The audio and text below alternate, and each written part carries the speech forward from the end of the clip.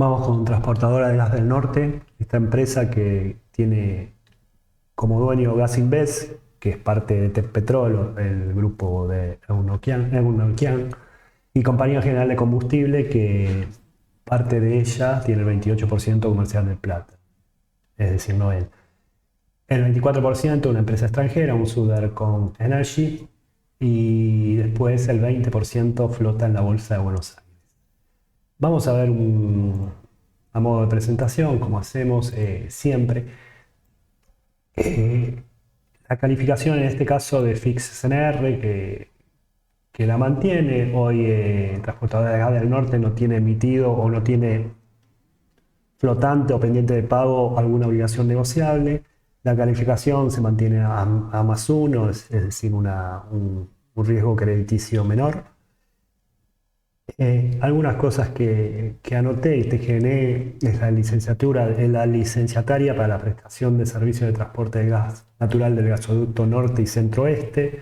La compañía opera a través de un sistema de 10.971 kilómetros de extensión, con 21 plantas compresoras y una potencia instalada de 375.620 HP o caballos fuerza, con una capacidad instalada de 70 millones de metros cúbicos diarios, un poco menor que TGS. Y es el único operador que vincula a gasoductos a nivel regional: Chile, Bolivia, Brasil y Uruguay, de cual genera algunas empresas.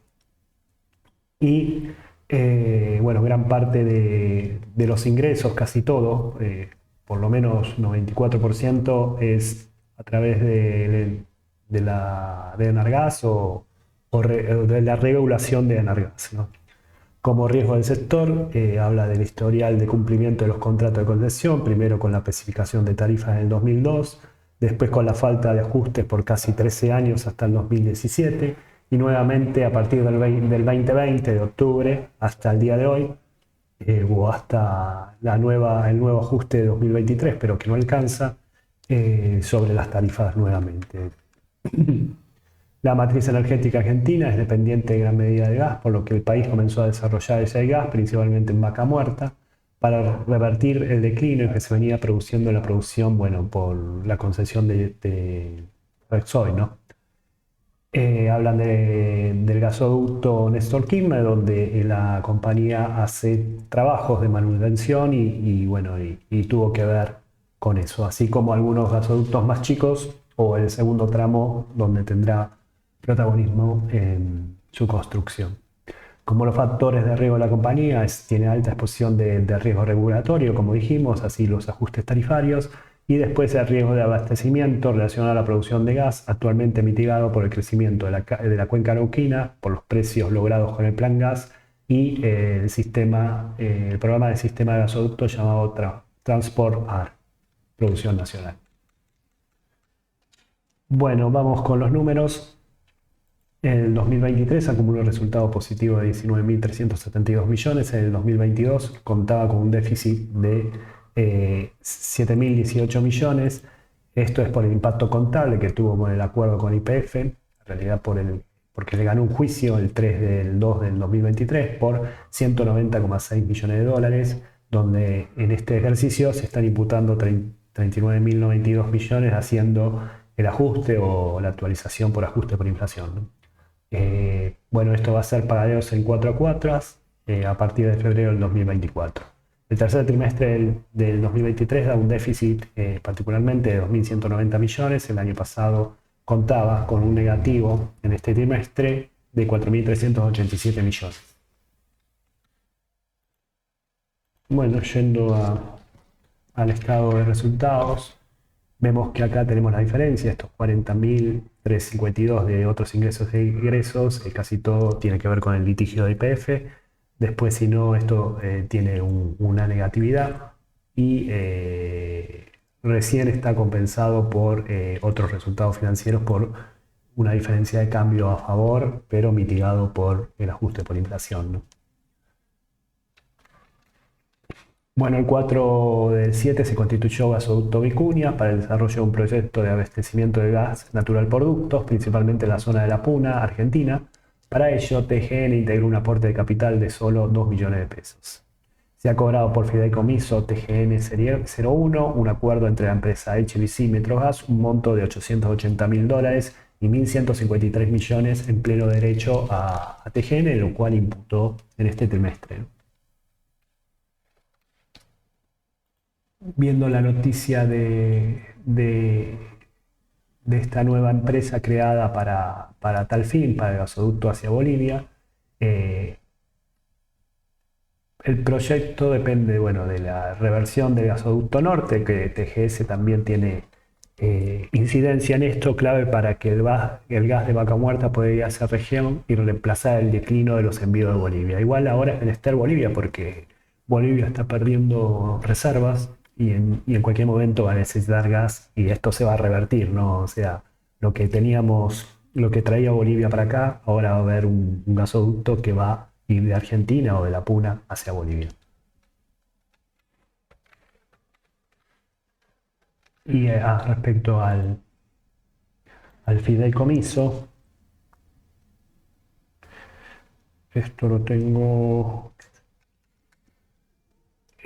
acá, bueno, esto se debe a un acuerdo tripartito entre TGN, HBC y distribuidora Metrogas para liquidar el fideicomiso TGN Serie 01, lo cual se cobró $880.000 y 1.153 millones de pesos. Los ingresos por venta dan 52.188 millones, una disminución del 17% debido a que el efecto mayor de la inflación ante el incremento tarifario. Los costos de explotación dieron 43.798 millones, un 26,8% menor al tercer trimestre del 2022, principalmente por reducción de la depreciación de propiedad, planta de equipo, por el fin de vida útil de ciertos elementos, lo cual se imputaron un 45,8% menos que este año que respecto al año pasado, ¿no? El margen de EBITDA da 22,3, es menos de la mitad de lo que daba el año pasado. Esto se debe a menores ventas, ¿no?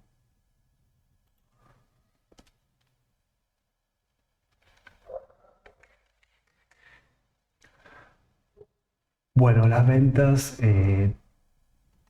la vemos acá. Hoy, ¿dónde está? Acá están.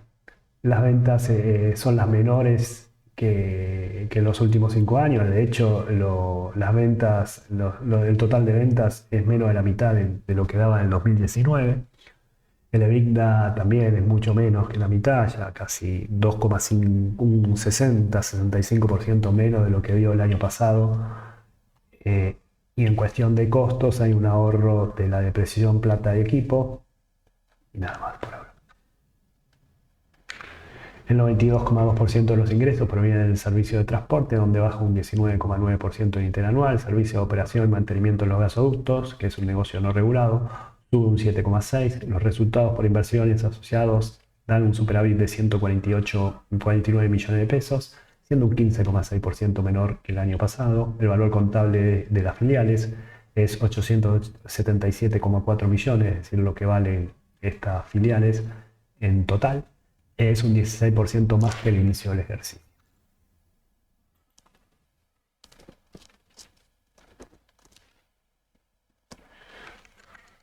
Bueno, teniendo en cuenta las inversiones sociedades, tenemos el resultado, dan alrededor de 40 millones menos que el año pasado, pero se cotizan más principalmente por la evaluación que tiene con Gas Andina, que es a donde se exporta el gas hacia Chile mediante gasoductos. Esto tenemos cada uno. Acá tenemos la nueva empresa, la que vimos recién, la de la Puna, que hoy tiene una pérdida del periodo porque es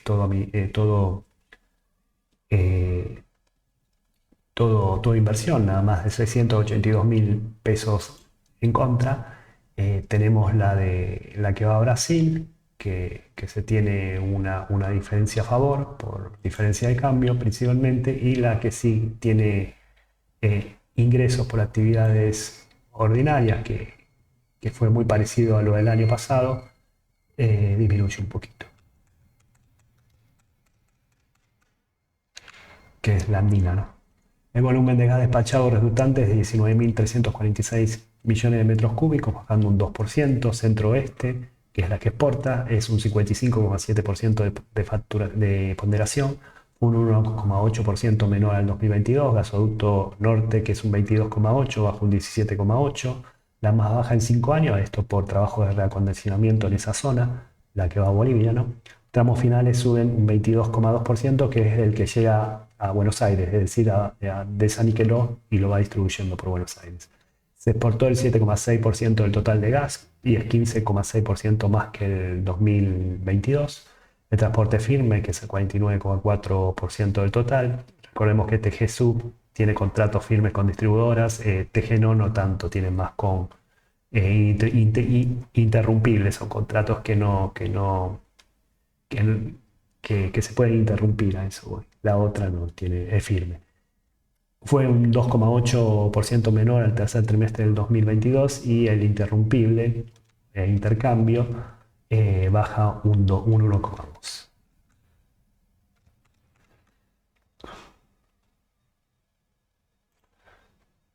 Esto lo tenemos en la reseña, en la página 45, donde tenemos, bueno, gasoducto norte, que es el más bajo por recondicionamiento y por la construcción de la reversión para exportar el gas a Bolivia. El centro oeste, que es normal, y tramos finales, que también es normal.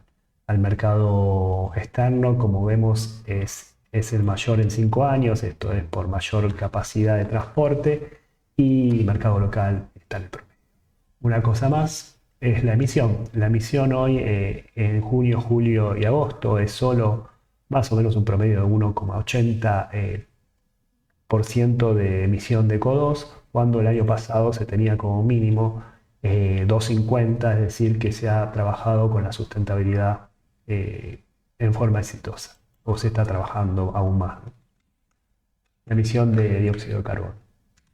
Los gastos por naturaleza dan 60.056 millones, bajando un 15,3% por menores imputaciones y depreciaciones. Por otro lado, el costo de personal es 14.376 millones, que es el mayor en 5 años, subiendo un 22,9% por incrementos salariales otorgados como compensación de la inflación, también mayor dotación, etc. Se incluye 2.518 millones por el juicio a YPF y los gastos, las costas, las comisiones y todo eso. Otros ingresos y egresos, suma 40.353 millones. En el 2023 restaba 69,5 millones por el juicio ganado a YPF.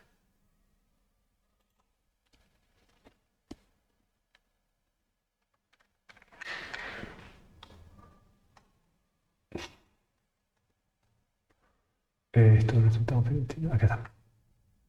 Bueno, acá vemos que las remuneraciones son mayores, la depreciación baja bastante. Viéndolo un poco más detallado, tenemos, como vemos, el costo de personal es mucho mayor que el 2019, es alrededor de 1.800 millones mayor, por mayor trabajo principalmente, y aparte por tener mayor incidencia en vaca muerta y mayor producción, en mayor trabajo en gasoductos. Creo que nada más acá. Vamos con los saldos financieros, que arrojaron un déficit de 15.645 millones, un 2,1% menos. El déficit, ¿no? Impulsado por diferencia de cambio y compensado por RECA, los préstamos dan 19.239 millones, una baja del 1,1 interanual. La posición en moneda extranjera es un positivo de 109.100 billones, un 62,3% mayor del inicio del 2023 por las cuotas a cobrar o otras cuentas por cobrar que tienen que ver con YPF. El flujo de fondos es 4.361 millones, un 55,1% menor al tercer trimestre del 2022. Esto es perjudicado por diferencia de cambio.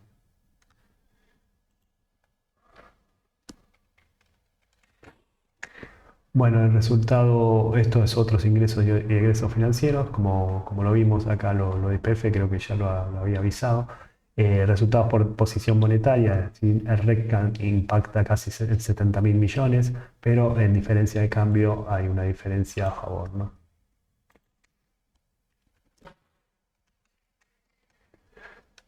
28. A ver si tengo los préstamos. Acá tenemos los préstamos que son parecidos al año pasado, o sea, mucho más. En 19.300 millones en imposición monetaria tenemos otras cuentas por cobrar diversas, donde hay una diferencia de 143,100 millones de dólares, 1,1 millón de dólares. Y esto está dado por el efecto contable patrimonial que pasó de cuentas por cobrar comerciales a otras cuentas por cobrar por esto.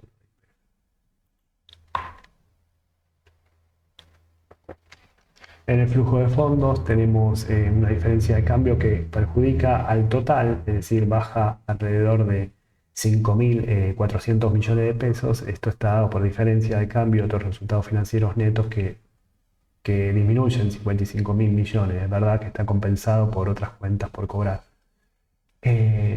Y por último, se tiene pocos valores no monetarios, es decir, lo que se tiene en fondos comunes de inversión hoy es solo 4.321 millones. Hace 4 años, al tener la pandemia y no saber qué hacer con los valores monetarios y tener la incertidumbre, se tenía 25.500, pero en el 2019 se tenía 4 veces más, 17.709. Es decir, que tiene pocas inversiones en valores, ¿no?